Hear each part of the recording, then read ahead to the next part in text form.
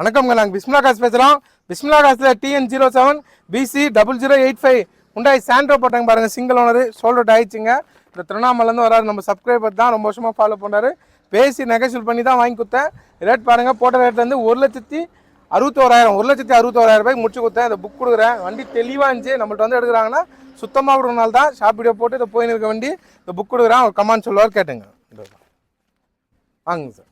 பிடிங்க.